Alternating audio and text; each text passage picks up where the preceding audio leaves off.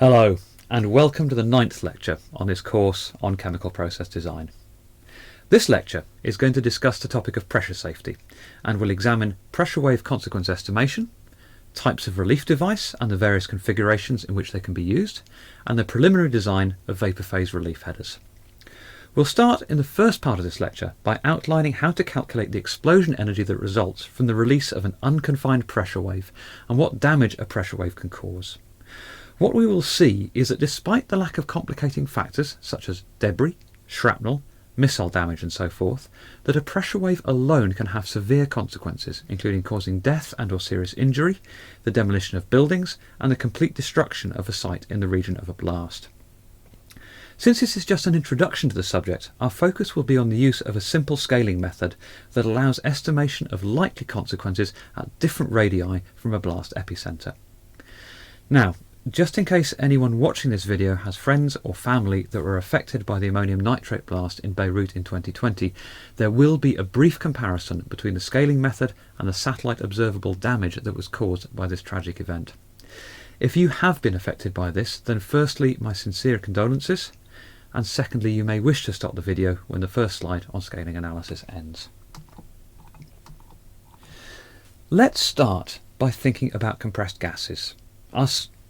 Our topic of conversation is going to be all around what happens when a compressed gas expands, and so we need to figure out how much energy is associated with the expansion of a compressed gas.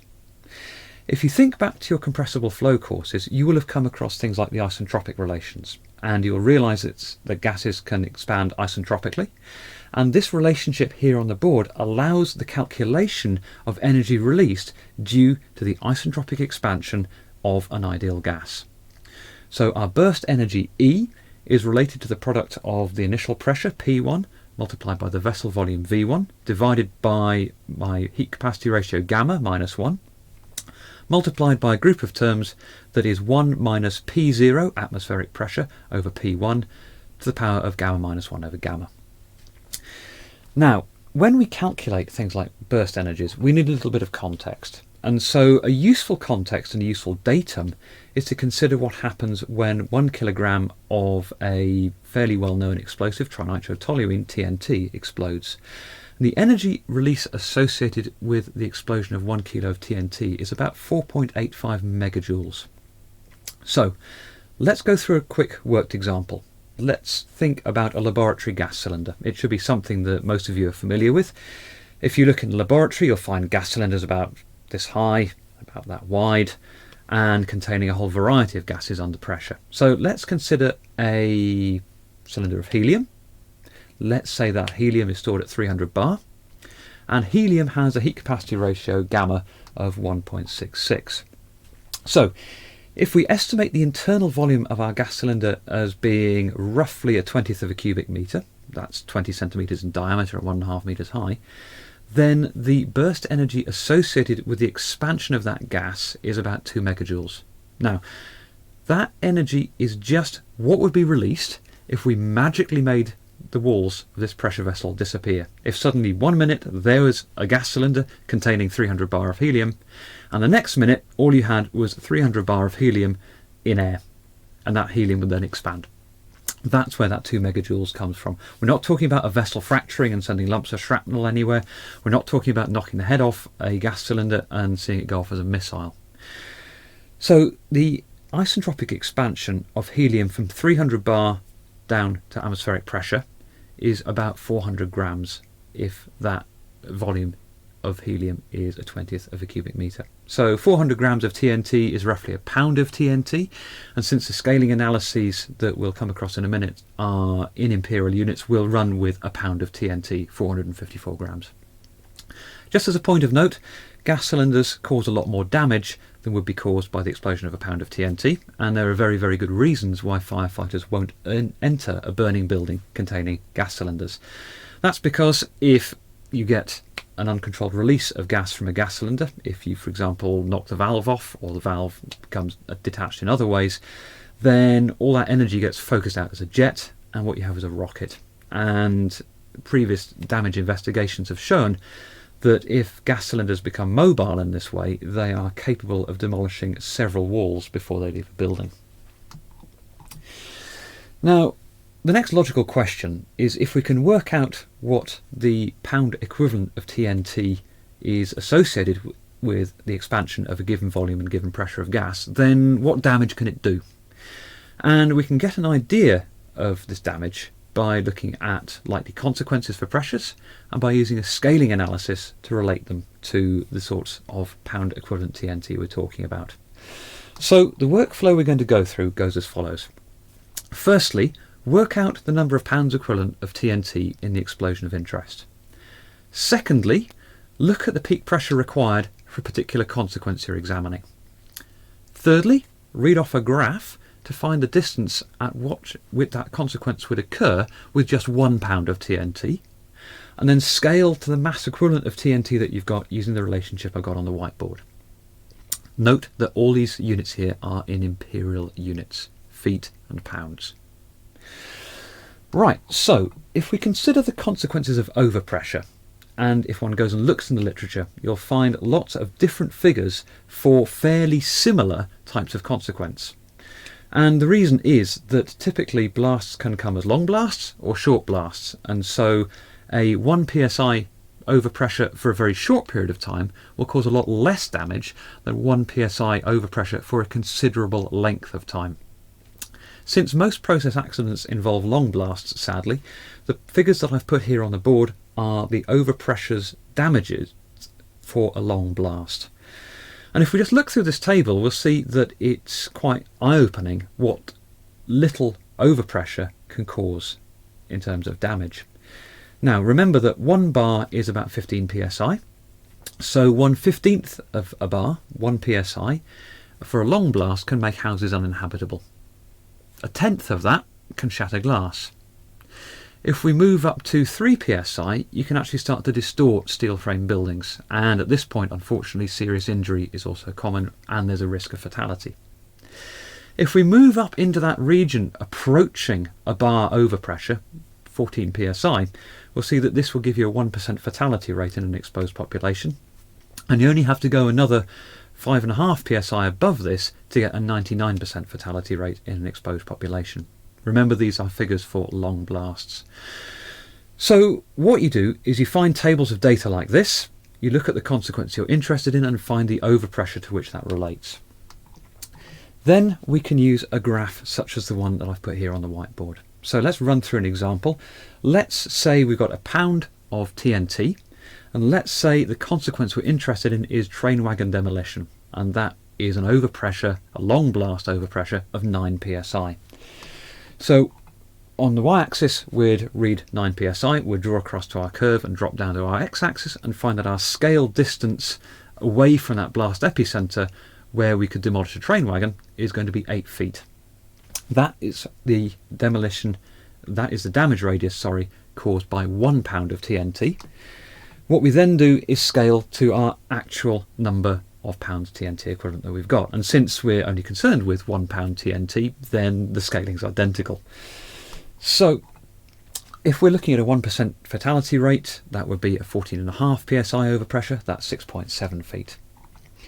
Now remember, as I said before, these consequences are due to an air burst type pressure wave only. So there's no reflection on ground level taken into account. Reflection of pressure waves at ground level will significantly intensify the blast.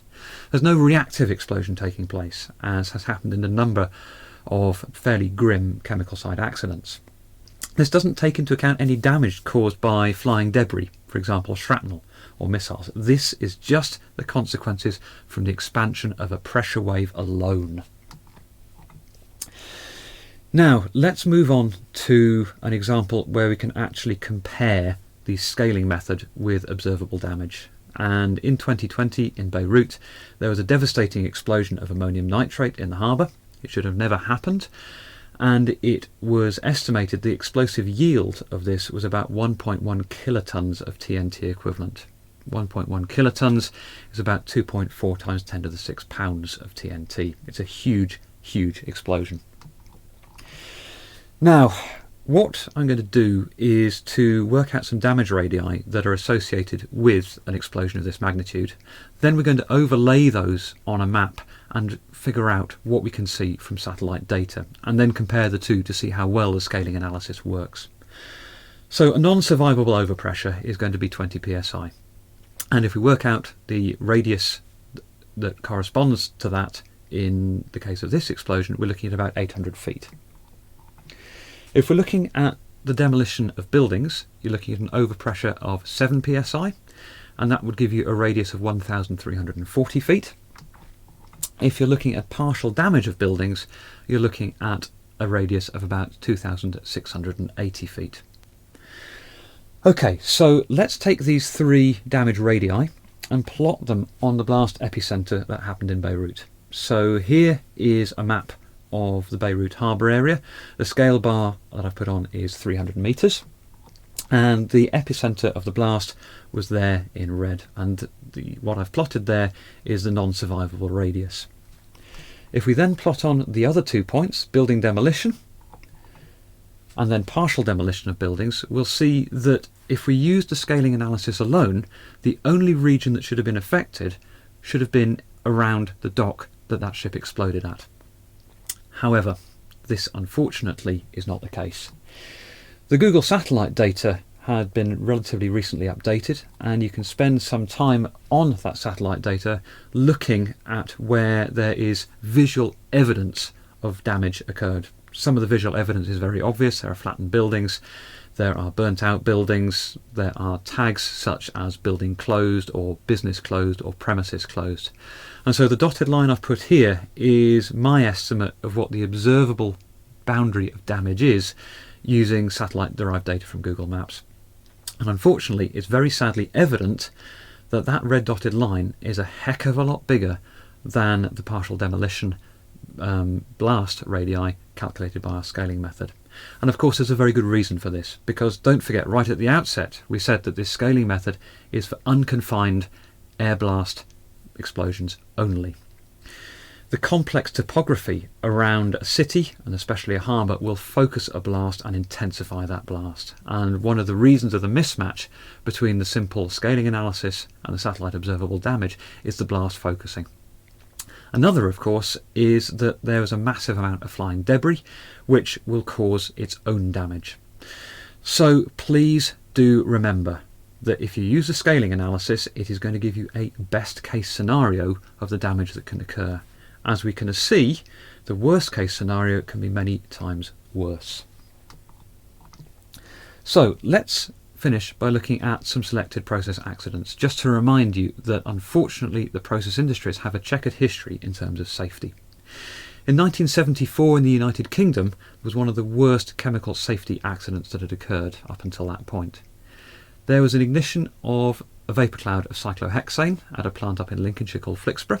There's a complicated reason as to why there was a cloud of cyclohexane there, but that resulted in the total and complete destruction of that chemical site. It never worked again. 28 people were killed, 36 people were injured, and the only reasons that these numbers aren't in the hundreds was because the blast happened at a weekend. Romeoville in Illinois in the US in 1984. A large absorber failed on a refinery. It was overpressured. This overpressure caused it to fly 2/3 of a mile, and when it landed in some 138 kilovolt electrical overhead cables. In Grangemouth, again in the UK in 1987, another low pressure separator was overpressured and the vessel ruptured, and a piece of this vessel weighing 3 tons flew 5/8 of a mile into the countryside.